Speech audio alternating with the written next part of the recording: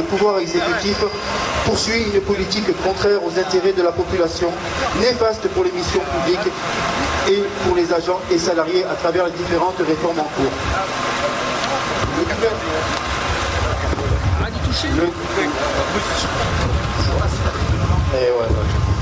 Le gouvernement pratique le double langage en prônant la modernisation de la fonction publique et le respect des agents publics, alors même qu'il n'a pas revalorisé le point d'indice de leur rémunération depuis 10 ans. Il supprime les postes, engendrant une forte dégradation de leurs conditions de travail, tout en cherchant à affaiblir leurs droits et garanties.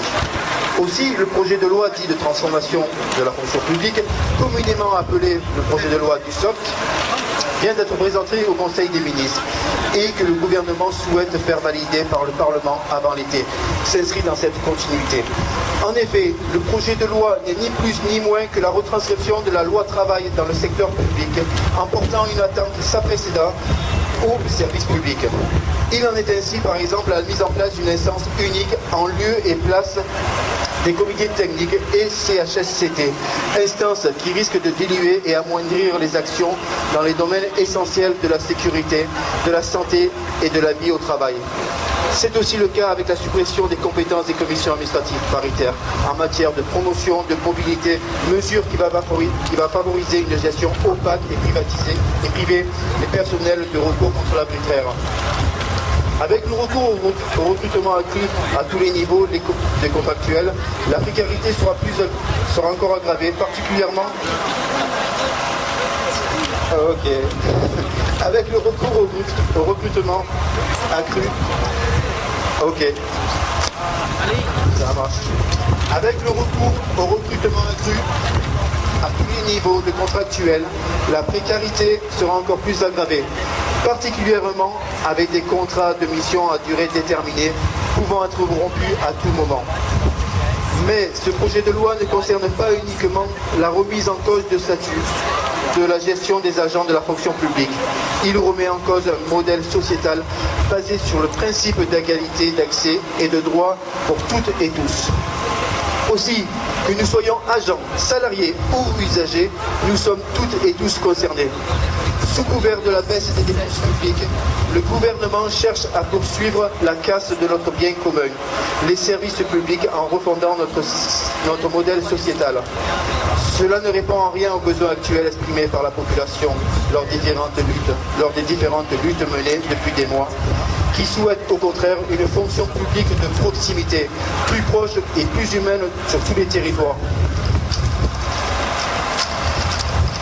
Cette réforme n'est nullement portée par la volonté.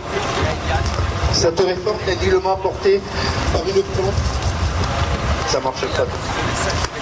Cette réforme n'est nullement portée par une volonté d'apporter une réponse aux attentes des agents en termes de moyens, ni aux usagers en termes de besoins.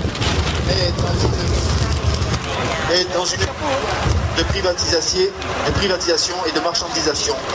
L'objectif affiché est d'arriver à terme à l'externalisation et la privatisation des services des missions du service public.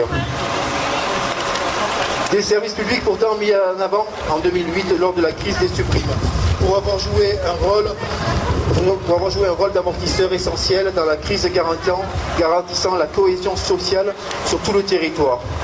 Car il ne peut y avoir de développement économique sans une présence de forts services publics de proximité. Rappelons que les services publics ont pour mission de satisfaire les besoins collectifs en permettant la prise en charge de toutes et tous, quel que soit leur âge, leur origine et leur situation financière et sociale sur l'ensemble des territoires ruraux et urbains.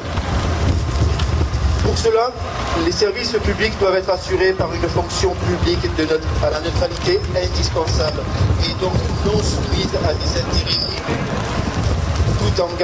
tout en garantissant l'impartialité de ses agents vis-à-vis de la politique.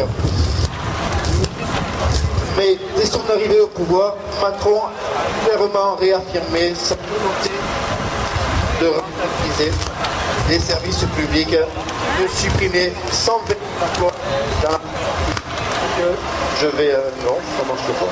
Allez. Je recommence du début. Non, je déconne. Mais dès son arrivée au pouvoir, Macron a réaffirmé sa volonté de rétablir 120 000 emplois dans la fonction publique durant sa mandature, dont 70 000 dans le seul versant territorial. Aussi, les organisations syndicales CGT, CFP, INSA demandent du projet. Allez, je recommence. Juste la dernière. Alors, aussi les organisations syndicales